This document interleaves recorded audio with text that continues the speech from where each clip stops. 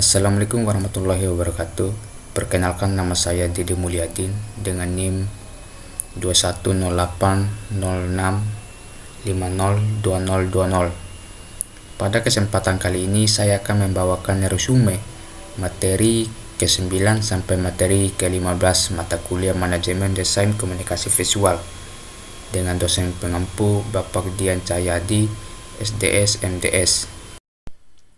Pada pertemuan ke-9, kita mempelajari konsep dan pentingnya evaluasi, metode evaluasi kinerja desain, dan alat evaluasi kinerja desain yang digunakan dalam manajemen desain komunikasi visual. Yang pertama, konsep dan pentingnya evaluasi dalam manajemen desain komunikasi visual merupakan konsep yang penting dalam mengukur, mengevaluasi, dan memperbaiki kualitas desain yang telah dibuat. Evaluasi bertujuan memastikan bahwa desain mencapai tujuan yang ditetapkan dan efektif dalam menyampaikan pesan kepada audiens. Konsep evaluasi dalam manajemen DKV memiliki tujuan antara lain mengukur apakah desain sesuai dengan tujuan, memiliki kualitas visual, membuat komunikasi lebih efektif, dan pengujian kepada pengguna. Kemudian, pentingnya evaluasi. Evaluasi berperan penting karena bertujuan untuk dapat meningkatkan kualitas desain, untuk mengukur sebuah keberhasilan desain, menghemat sumber daya karena mampu mengukur pengeluaran dari awal, mampu memudahkan untuk lebih responsif terhadap perubahan yang terjadi pada desain, dan meningkatkan kepuasan pengguna karena dapat menutup kekurangan lebih awal sebelum peluncuran desain. Yang kedua, metode evaluasi kinerja desain dalam manajemen desain komunikasi visual. Metode evaluasi kinerja desain dalam manajemen desain komunikasi visual adalah mendekatkan atau teknik yang digunakan untuk mengukur dan mengevaluasi keberhasilan dan efektivitas desain yang telah dibuat. Beberapa metode evaluasi kinerja desain yang umum digunakan dalam manajemen DKV seperti survei dan wawancara, uji pengguna, analisis heuristik, pengamatan langsung, analisis komparatif, analisis data dan kinerja, dan evaluasi ahli. Berikutnya, alat evaluasi kinerja desain yang digunakan dalam manajemen DKV. Sarana atau metode yang dipakai dalam mengetahui seberapa efektif suatu desain antara lain kuesioner dan survei, skala penilaian, analisis eye tracking, heat map, uji pengguna, analisis komparatif, analisis data, dan kinerja. Pada pertemuan ke-10, kita mempelajari konsep dan prinsip manajemen anggaran dalam desain komunikasi visual, pengelolaan sumber daya keuangan dalam proyek desain, dan strategi pengelolaan anggaran yang efektif. Yang pertama, konsep dan prinsip manajemen anggaran dalam desain komunikasi visual. Manajemen anggaran merupakan tahapan penting dalam manajemen DKV karena membahas tentang keuangan dalam sesuatu proyek. Prinsip ini berfokus dalam beberapa hal, antaranya perancangan anggaran proyek, melakukan estimasi biaya, pengendalian anggaran yang dimiliki, melakukan prioritas dan fleksibilitas dalam anggaran, dan melakukan monitoring dalam laporan berkala. Yang kedua, pengelolaan sumber daya keuangan dalam proyek desain. Hal ini penting karena mempelajari dan memahami penggunaan keuangan agar lebih efisien dan efektif. Contohnya antara lain melakukan perancangan keuangan, fokus pada pengawasan pengeluaran dan pengendalian anggaran, melakukan prioritas dalam pengeluaran, dan melaporkan secara berkala perihal keuangan. Selanjutnya, strategi pengelolaan anggaran yang efektif. Ada hal-hal yang bisa dilakukan untuk menyikapi secara benar terkait pengeluaran keuangan, seperti perencanaan yang teliti, menetapkan prioritas, melakukan pengawasan terkait anggaran, kolaborasi dengan pemasok dan mitra, penyelesaian fleksibilitas, melakukan analisis dan evaluasi. Kita masuk ke materi ke-11, yaitu pentingnya riset dan analisis pesaing dalam desain komunikasi visual, teknik dan metode analisis desain dalam desain komunikasi visual, dan strategi kompetitif dalam desain komunikasi visual. Yang pertama, pentingnya riset dan analisis pesaing dalam DKV. Riset dan analisis berperan untuk membuat desain yang dihasilkan mampu bersaing. Hal yang perlu diperhatikan seperti memahami pasar dan audiens, mengetahui keunggulan dari para pesaing, melihat peluang, menghindari kesalahan yang sama, dan membantu dalam mengambil keputusan. Yang kedua, teknik dan metode analisis pesaing. Dalam menganalisis pesaing, terdapat metode maupun teknik yang dapat digunakan untuk memudahkan dalam menganalisis, diantaranya penelitian secara online, menganalisis visual dan warna yang ada, menganalisis posisi pasar, menganalisis komunikasi dengan brand yang bekerja sama, dan yang terakhir adalah menganalisis feedback yang diberikan oleh pengguna atau user. Yang ketiga, strategi berkompetitif dalam desain komunikasi visual. Dunia pasar desain memiliki kompetitif yang tidak sedikit. Hal ini memerlukan strategi yang mapan untuk mampu bersaing. Berikut adalah beberapa cara strategi agar bisa berkompetitif dalam desain komunikasi visual. Meningkatkan pemahaman akan pasar dan strategi audiens. Menggunakan bahasa-bahasa visual. Terus melakukan inovasi, fokus pada pengembangan UX. Melakukan evaluasi dan perbanyak literasi. Pada pertemuan ke-12, kita mempelajari tentang pentingnya komunikasi efektif dengan klien dalam desain komunikasi visual, teknik negosiasi yang efektif dalam konteks desain komunikasi visual, dan teknik yang mempresentasi desain kepada klien. Yang pertama, pentingnya komunikasi efektif dengan klien. Komunikasi adalah kunci keberhasilan suatu proyek.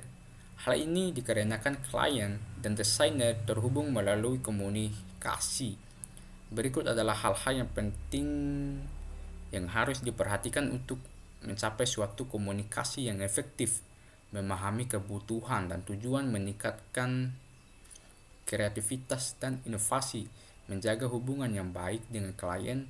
Komunikasi berperan untuk menghindari hal-hal yang mengakibatkan kesalahan yang fatal dan memerlukan biaya mahal.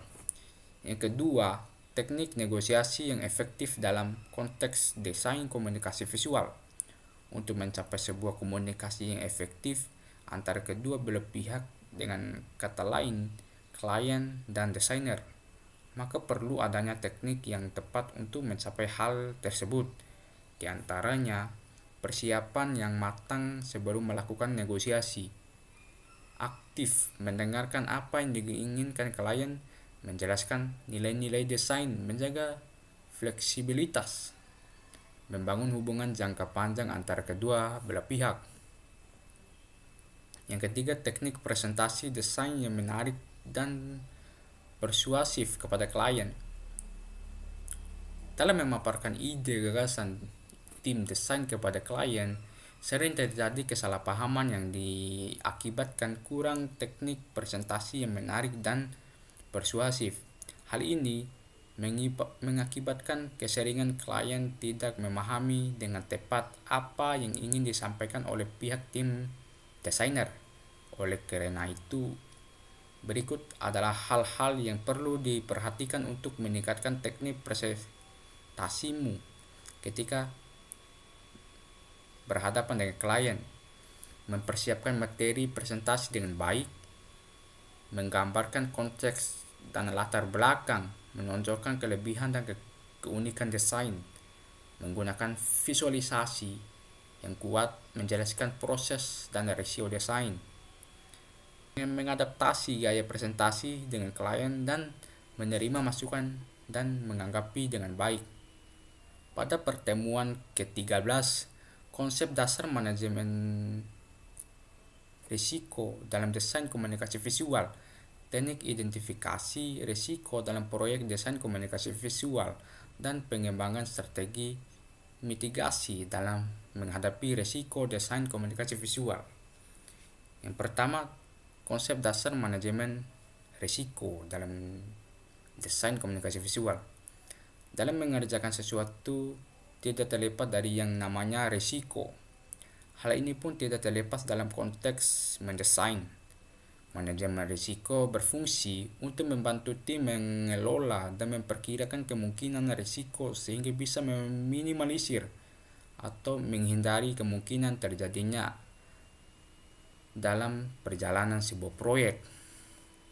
Beberapa konsep dasar manajemen risiko diantaranya identifikasi risiko, analisis risiko, evaluasi risiko, pengelolaan risiko, dan pemantauan dan pengendalian risiko. Yang kedua, teknik identifikasi risiko dalam proyek. Ada beberapa teknik dalam menganalisis risiko yang mungkin bisa terjadi, diantaranya analisis SWOT, brainstorming, analisis pekerjaan, studi kasus, analisis stakeholder, tujuan dokumen, pengelolaan strategi mitigasi dalam menghadapi risiko, identifikasi risiko, evaluasi dampak dan kemungkinan, pengembangan strategi mitigasi. Strategi mitigasi merupakan pengulangan risiko tergantung pada jenis risiko seperti alternatif desain, pengujian dan validasi, kolaborasi dan komunikasi intensif, manajemen proyek efektif. Selanjutnya kita masuk ke pertemuan ke-14, yang dimana kita pelajari tentang inovasi, tren terkini, dan diskusi pengembangan manajemen desain komunikasi visual. Yang pertama, perkembangan terbaru dalam desain industri DKV. Industri desain terus mengalami perkembangan. Hal ini sejalan dengan kemajuan manusia yang mampu memperoleh ide-ide inovatif setiap harinya. Berikut adalah perkembangan terbaru seputar industri DKV. Desain yang lebih responsif, desain berbisnis data, desain berkelanjutan, desain yang terus bergerak, realitas virtual, dan argumen desain yang fokus pada user, desain minimalis dan sederhana. Inovasi dan strategi desain. Inovasi merupakan langkah-langkah baru yang diambil dalam mengembangkan strategi desain ke depannya. Berikut ini adalah beberapa contoh inovasi baru. Personalisasi, interaktivitas, integrasi media sosial, penggunaan teknologi baru, penggunaan gaya desain yang berbeda. Berikutnya penggunaan teknologi terbaru dalam desain. Penggunaan teknologi baru dalam industri desain tidak dapat dihindari. Hal ini menciptakan kemunculan inovasi yang tak pernah berhenti di suatu titik. Hal ini dapat dilihat dari contoh-contoh seperti grafis bergerak dan animasi, realitas virtual atau VR, dan augmented reality, desain yang responsif, kecerdasan buatan, bisa dibilang AI, desain berbasis web, desain 3D. Berikutnya, tren terkini dalam desain. Tren merupakan sebuah fenomena dalam desain di mana suatu hal menjadi populer di kalangan tertentu, bahkan terkadang mencakup kalangan luas. Desain merupakan salah satu ranah yang tak terlepas dari hal tersebut. Berikut adalah beberapa tren yang sedang beredar dalam industri desain. Desain minimalis, tipografi kreatif, industri digital, warna cerah dan gradien, fotografi asimetris, animasi mikro, desain responsif, desain berbasis data, desain berkelanjutan, desain interaktif. Kita masuk ke materi ke-15, yang dimana kita mempelajari tentang tinjauan ulang materi-materi pembelajaran dan refleksi pengalaman pembelajaran. Yang pertama, peninjauan ulang materi-materi penting dalam manajemen desain komunikasi visual, termasuk konsep, teori, dan praktik yang relevan. Peninjauan ulang materi-materi penting dalam manajemen desain komunikasi visual merupakan langkah penting untuk memperbarui pengetahuan dan memastikan keberhasilan dalam praktik desain. Ini melibatkan kembali mempelajari konsep, teori, dan praktik yang relevan dalam manajemen desain komunikasi visual. Berikut adalah beberapa materi penting yang perlu direview. Konsep dasar. Yang pertama, konsep dasar manajemen desain komunikasi visual. Yang kedua, teori komunikasi, penelitian pasar dan analisis pesaing, teknik desain, manajemen tim dan proyek, evaluasi dan ulasan desain, manajemen anggaran, riset dan analisis pesaing, komunikasi dengan klien, inovasi dan teknologi terkait, refleksi tentang pengalaman belajar dan pembelajaran yang berharga selama mata kuliah. Fungsi refleksi antara lain meningkatkan pengetahuan, keterampilan praktis, pembelajaran kolaboratif, keterampilan manajemen waktu, kemampuan analitis, dan pengalaman praktik.